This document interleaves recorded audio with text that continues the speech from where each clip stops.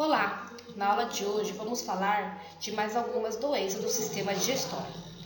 Vamos então iniciar o assunto com a hemorragia digestiva, né?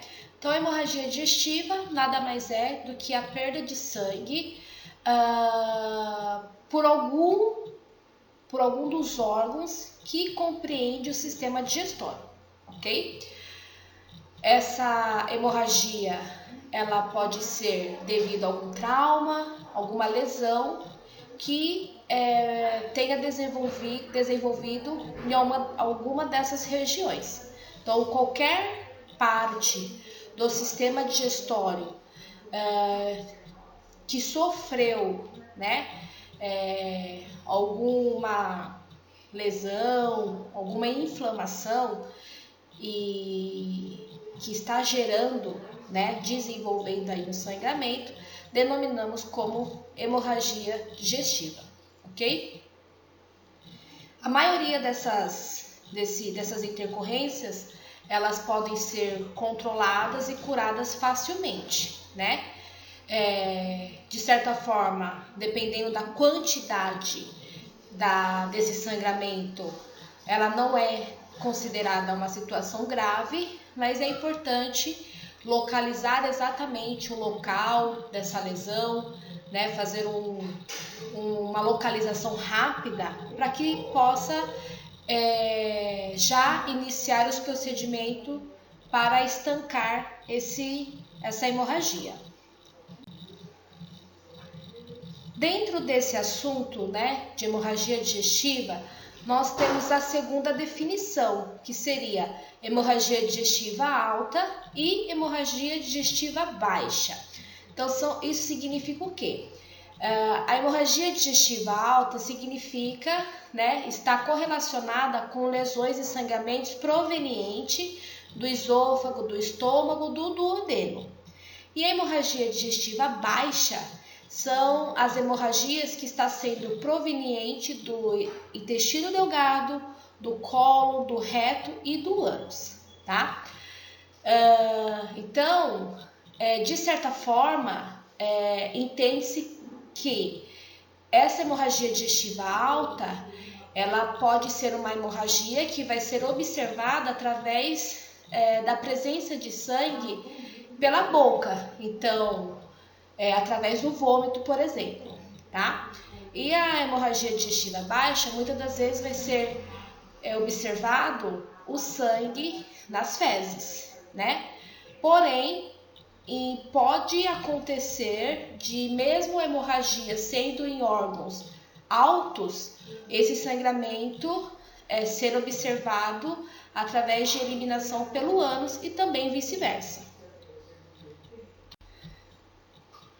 Então, o sangramento do estômago, dentro aí da característica de hemorragia digestiva alta, é o local mais proveniente para desenvolver, né, esse sangramento devido à probabilidade fácil aí de desenvolver úlcera, né? Igual nós falamos na última aula, né? Toda aquela fisiologia aí de desenvolvimento da úlcera, né?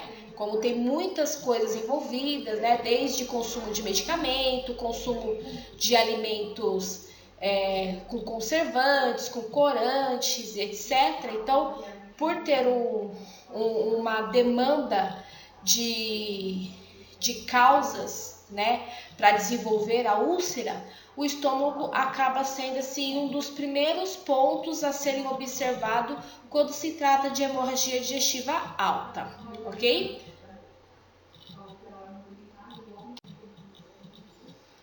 Quando se fala do hemorragia digestiva baixa, né, o intestino grosso e o reto são os locais que vão ser observados já de imediato, né?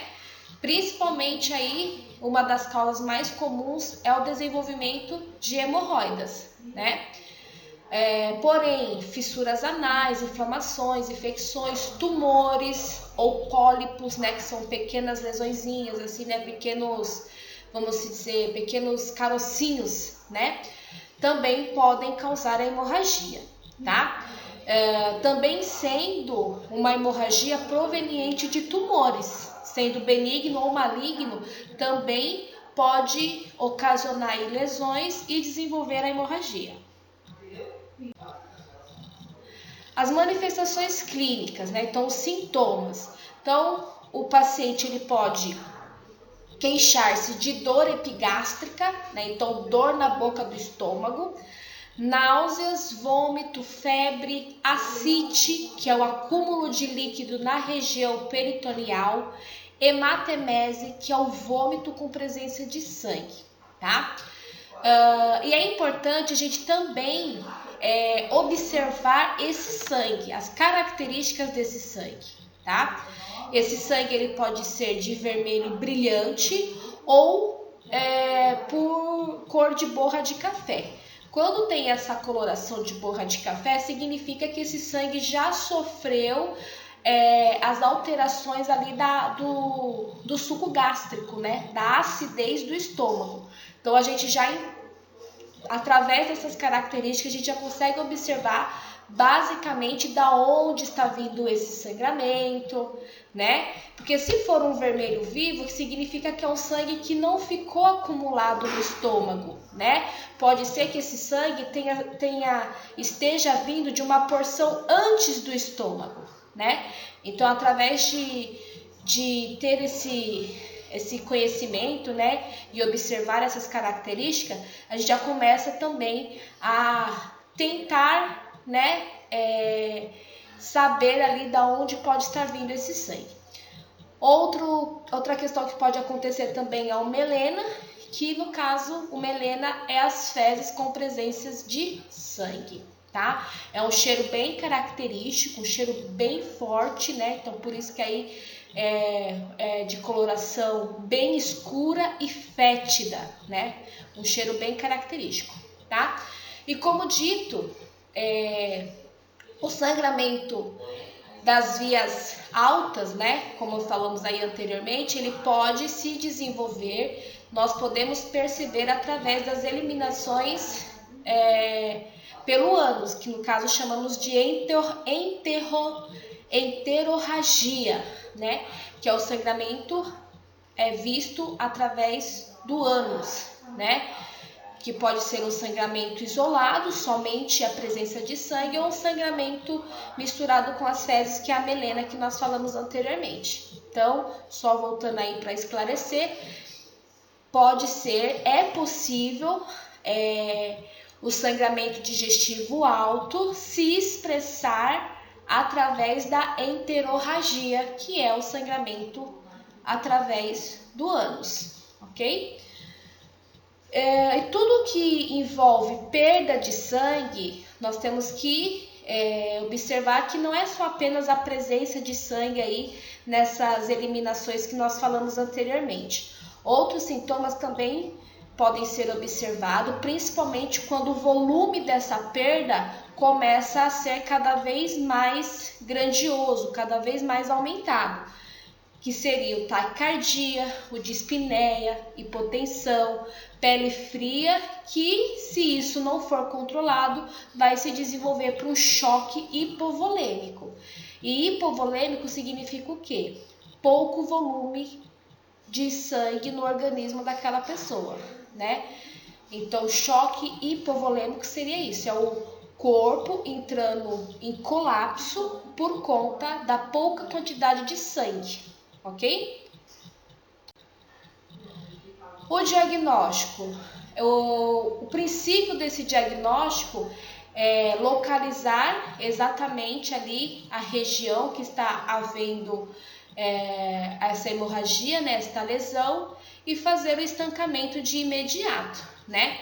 Isso pode ser feito através do exame de endoscopia, que nós falamos dele também na aula passada, onde vai ser identificado exatamente o local e vai utilizar aí os mecanismos de estancamento.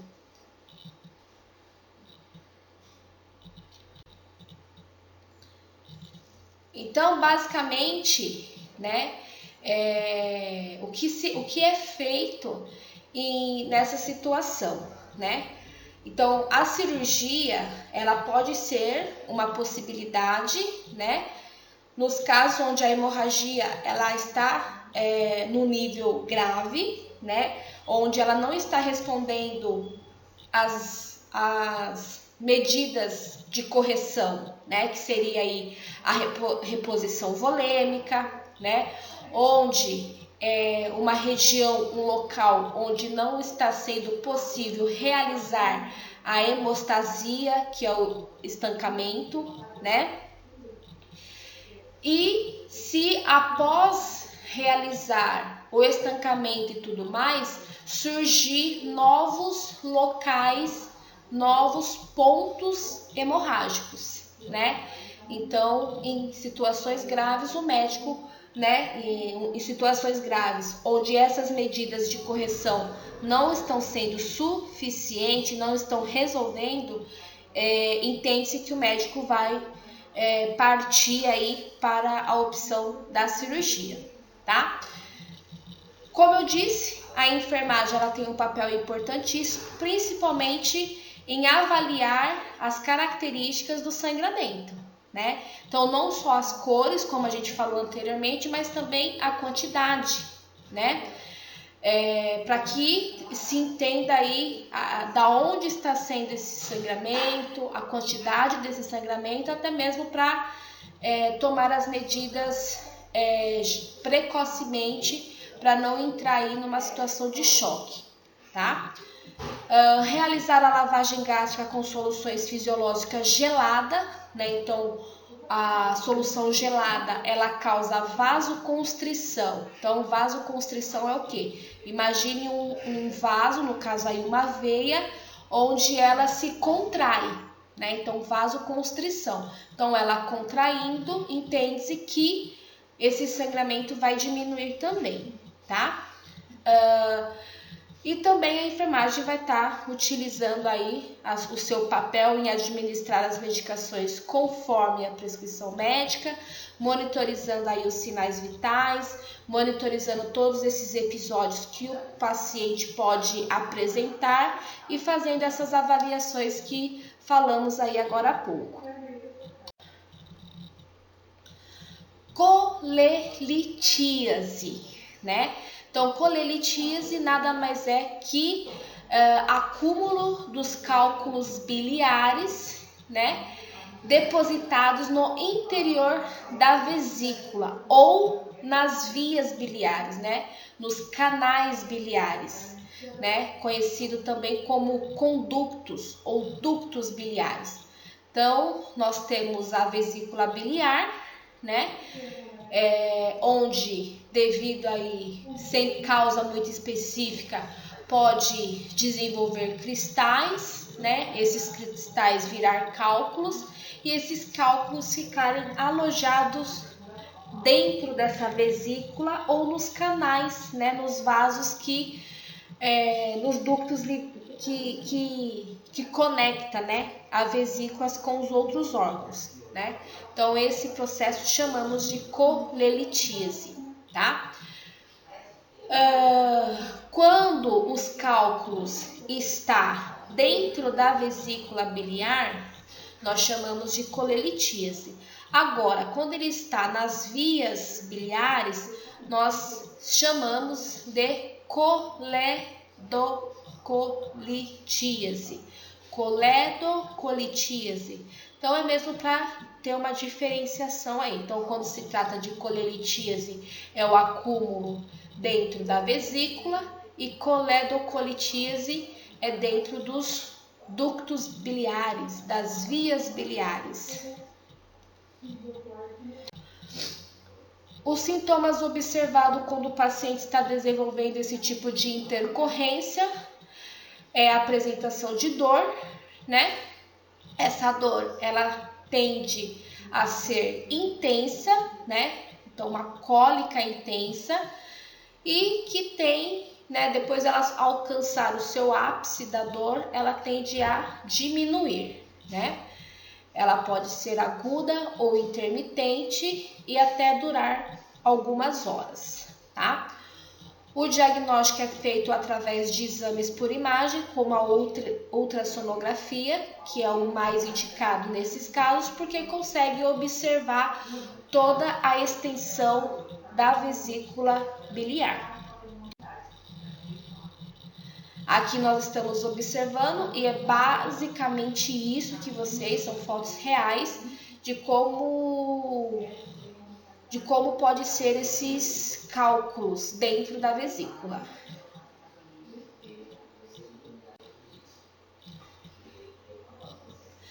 Então, o tratamento, o médico, né, já indica a remoção da vesícula, principalmente quando esses cálculos estão causando episódios recorrentes de dor, né? Foi alterado aí o ritmo da dieta desse paciente e ainda assim as dores continuaram, então de fato a cirurgia de retirada da vesícula vai ser a melhor opção. O nome dessa cirurgia é colecistectomia, né? Que se trata aí da retirada da vesícula.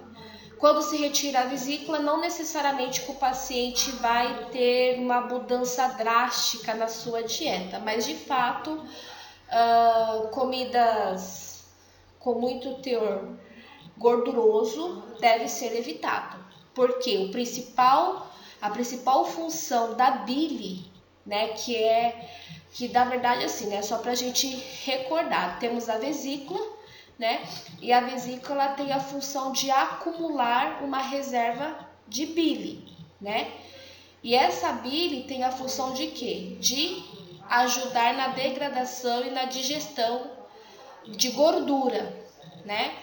Então, a pessoa que faz essa cirurgia, né, de retirada da vesícula, não vai ter essa reserva. Porém, a bile vai sair diretamente do fígado, né, para o intestino. Ela não vai ter essa reservinha, né, que agilizava todo o processo digestório. Mas é bom, né, dar uma maneirada aí nessa dieta gordurosa. Então, a assistência de enfermagem para essa situação, proporcionar ambiente calmo e tranquilo, observar e comunicar a aceitação da dieta, observar e comunicar a evolução dos sintomas e, se houver a indicação da cirurgia, trabalhar, né, com todos os procedimentos pré e pós-operatório. Outra situação é a colecistite, né? Que nesse caso estamos falando da inflamação da parede da vesícula, né? Então é muito, com certeza, né? É muito óbvio que as pessoas que estão desenvolvendo cálculo no interior da vesícula vai ter também esse processo inflamatório da parede da vesícula, que é a colecistite, tá? Então, toda a questão de causas, né, semelhantes e idêntico, né, do acúmulo de cálculos.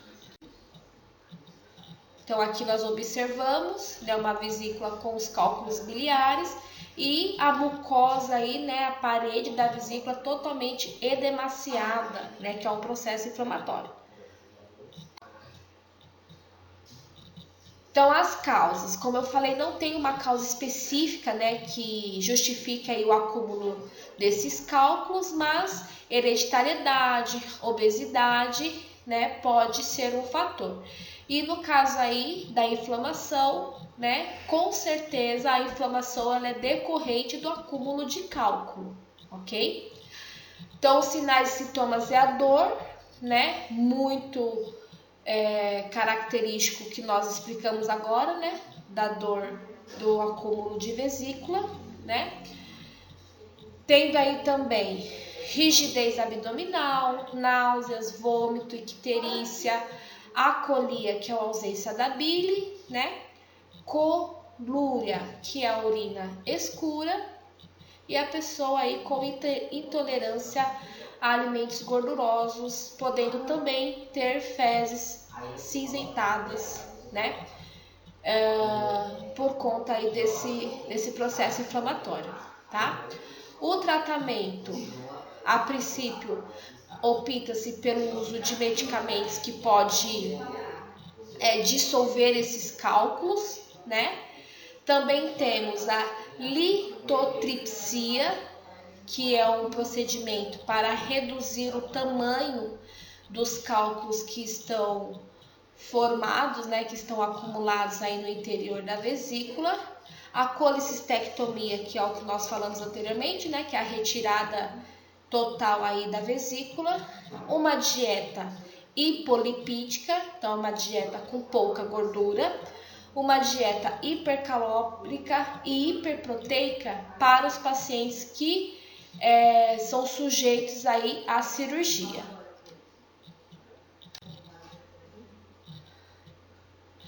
Outras situações aí dentro aí do sistema digestório seria as hemorroidas, como nós falamos anteriormente, né, que está totalmente aí correlacionada com os episódios de hemorragia digestiva baixa, né? E aí a gente, né, entendeu um pouquinho o que seria isso. Então a hemorroida são os tecidos ao redor do ânus edemaciados, né, inchados, né? E nesse caso, esses tecidos podem sofrer um processo inflamatório, né? Esse processo inflamatório pode desenvolver lesões, essa lesão pode desenvolver sangramento, esse sangramento pode se desenvolver em coágulos, né?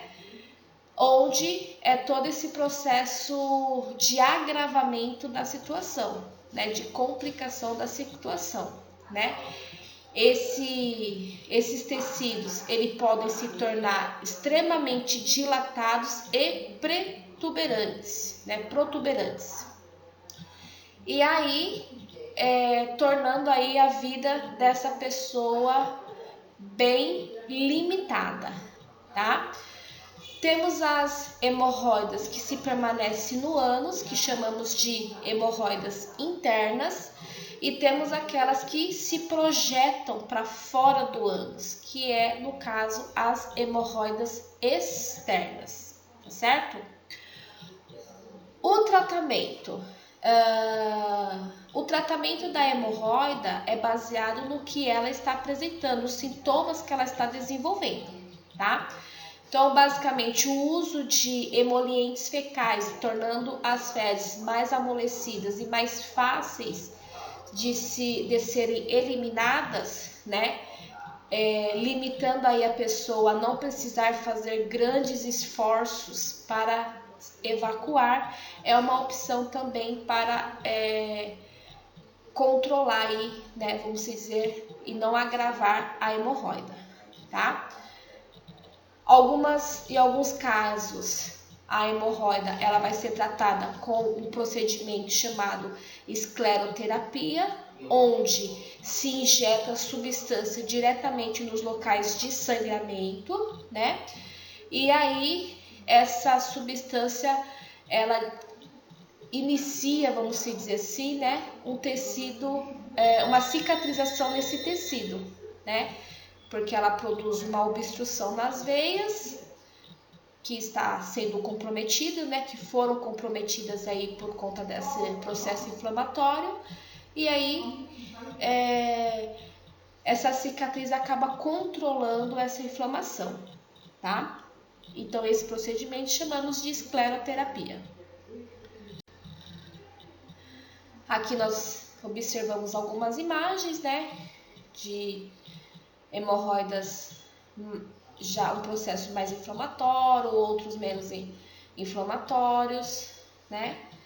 Mas, de fato, quando está no grau agudo, né, dessa doença, a pessoa ela sofre bastante, né, em se acomodar, em sentar, em evacuar, né? Então, ela pode ter uma mudança aí, um sofrimento nas suas atividades simples aí, que é nas eliminações.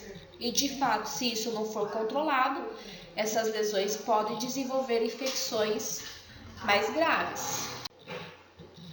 Vamos falar um pouquinho sobre incontinência fecal. Incontinência fecal é a perda do controle das evacuações, né? Então, isso pode ocorrer num período momentâneo, devido a algum episódio de diarreia, né? Ou quando as fezes elas ficam extremamente endurecidas e alojadas no reto, e aí por conta disso você pode tomar algum tipo de emoliente, né? Laxante, e ocasionar aí a incontinência fecal. E também em pacientes que sofreram ou sofrem por alguma patologia ou sofreram alguma lesão neurológica, né? Que pode ter sido lesões causadas por um trauma, por diabetes, por tumor, né? Tumores cerebrais e também tumores nessa região específica, né? Na região de reto e ânus, né? Lesões pélvicas, né? Durante um parto complicado, um parto demorado, também pode desenvolver a incontinência fecal, né? Então, de fato, a incontinência, vamos dizer assim, que é quando se perde o controle do esfíncter retal, né, que é a musculatura, né, que se contrai e você tem o controle ali da liberação das fezes. Então, quando se perde o controle desse esfíncter, onde ocorre aí essa questão aí da incontinência fecal. Bom, se falando em tratamento, o objetivo de primeiro momento é corrigir a incontinência fecal, né? Na tentativa de estabelecer um padrão regular de evacuações, né? Onde esse padrão regular possa produzir fezes bem formadas, né? Tendo aí uma rotina de eliminação, tá? A princípio pode tentar as modificações dietéticas, né? Então alterar aí alguns alimentos na dieta dessa pessoa, incluindo aí quantidades de fibras que pode ser bem úteis aí para regular esse padrão, tá? Se por acaso essas tentativas não surtirem efeito, pode-se tentar o uso de medicamentos, né? Medicamentos que retardam a evacuação, como por exemplo a loperamida, tá? Que pode ser útil também. Exercícios dos músculos anais, no caso aí do esfíncteres, como eu falei para você, aumentando aí o tônus dessa musculatura, a força dessa musculatura também pode ajudar nessa situação, tá? Apendicite. Então, como já diz o nome, apendicite é a inflamação do apêndice, tá? O apêndice não tem uma função muito bem predominante, né, específica no sistema digestório. Sabemos que ele é um órgão oco que se enche de alimento regularmente, né, para depois esses alimentos saírem, né, sem nenhuma função específica. E por conta disso, por ele ser pequeno, né, não ter aí uma entrada e uma saída, vamos dizer assim, é muito fácil, né, muito propenso a ele se obstruir, né, por conta disso, tá? Os sintomas quando ocorre essa inflamação o indivíduo apresenta náuseas, vômito e uma dor intensa na região de fossa ilíaca, então na região inferior direita do abdômen, né? Então essa localização de dor é bem característico, né? Já faz aí um direcionamento aí para o diagnóstico de apendicite, tá? No início, a dor ela pode ser mais generalista, né, na região umbilical, na parte superior do abdômen, né, mas que ela vai sim se projetando para essa região, tá? E os episódios de náusea e vômito podem vir em seguida, né? E aí, depois elas podem cessar, né, esses episódios de vômito e náuseas e a dor persistir. Bom, o diagnóstico da apendicite, ele se baseia através do exame clínico, né, devido aí a resposta, né, que o paciente vai estar referente ao que ele está sentindo. O hemograma, ele pode ter alterações, né, no níveis de leucócitos, dos glóbulos brancos, onde já se indica um processo infeccioso, tá? Nesse caso, o tratamento já se opta pelo processo cirúrgico, né, que é a retirada aí do apêndice, né, a apendicectomia, já com o intuito de prevenir a ruptura desse apêndice, né? Sabendo que se houver a ruptura desse apêndice, todo esse conteúdo inflamatório ele vai se espalhar na cavidade peritoneal, podendo desenvolver aí uma peritonite, que é a inflamação da parede do tecido ali que recobre toda a região abdominal, que é o peritônio, né? E dessa forma, podendo aí causar também uma infecção generalizada. Isso aqui é uma imagem, né, do apêndice, na primeira imagem, ela aumentada e inflamada, e na segunda imagem é o apêndice que se rompeu, né, espalhando todo esse conteúdo inflamatório em toda a região abdominal.